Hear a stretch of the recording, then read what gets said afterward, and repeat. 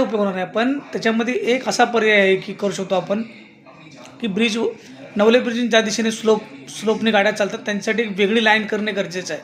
आणि त्या लाईनमध्ये फक्त हेवी ट्रकच चालतील, कुठलीही कार चालणार नाही. त्या लाईनच्या दोन्ही बाजूने हेवी डिवायडर पाहिजे, जेणेकरून जरी गाडी ब्रेक फेल झाली तर ती पुढल्या ट्रकवरती मॅक्झिमम त्या पुढल्या ट्रकवरती जाऊन बॅलन्स करू शकते, किंवा ती तिथपर्यंत तिचा इतर बाकीच्या कार्स आहेत, तिथं ज्या बाईक चालवणाऱ्या छोटे 4 व्हीलर्स वाहन आहेत, त्यांना ते डॅमेज नाही करू शकत. त्यांच्यासाठी खास एक लाईन करून देणे गरजेचं आहे की जेणेकरून त्या लाईनमधून फक्त त्या ब्रिज उतरताना त्या गाड्या हेवी लोडेड गाड्या त्या एका लाईनमधून चालतील.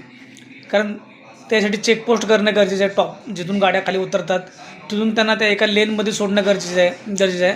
आणि त्या लेनला मोठे डिवायडर असणं गरजेचे आहेत, मोठ्या सिमेंटच्या, जेणेकरून जरी गाडी ब्रेक फेल झाली तरी गाडी ती लेन सोडून त्या डिवायडरला अडकून गाडी कमीत कमी त्या गाडीचं स्पीड कमी होणं गरजेचं आहे. बाकी मला वाटत नाही असं काही दुसरं आपण तिथे, कारण जागा अतिशय कमी आहे.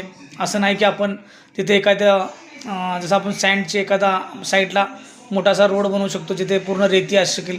बायचान्स गाडीचा ब्रेक फेल झाला तरी ड्रायव्हर त्या ब्रेक फेलमध्ये ती राईट साईडला, मग ती कंडिशन आहे की ती कंडिशन कुठे राईटला करायची का लेफ्टला करायची, ती गाडी सेंटरनं चालते का लेफ्टनं चालते का राईटनं चालते, अतिशय मुश्किल गोष्ट आहे. त्यासाठी बेस्ट पर्याय काय आहे की ज्यावेळी गाड्या खाली उतरतील त्यावेळी त्या गाड्यांना एक वेगळीच लेन असणं गरजेचं आहे. हेवी गाड्या ज्या आहेत, ट्रक आहेत, त्या एका लाईनमधून चालतील आणि त्यांना कंपाऊंडिंग असणं खूप गरजेचं आहे, जेणेकरून गाड्या जरी ब्रेक फेल झाल्या तरी ते राईटला जाणार नाहीत किंवा लेफ्टला जाणार, समोर त्या फ्रंटच्या ट्रकवरती किंवा बॅकला जाऊन त्या ब्रेक फेल किंवा काय प्रॉब्लेम झाला तर त्याला जाऊन ते थांबवू शकतील.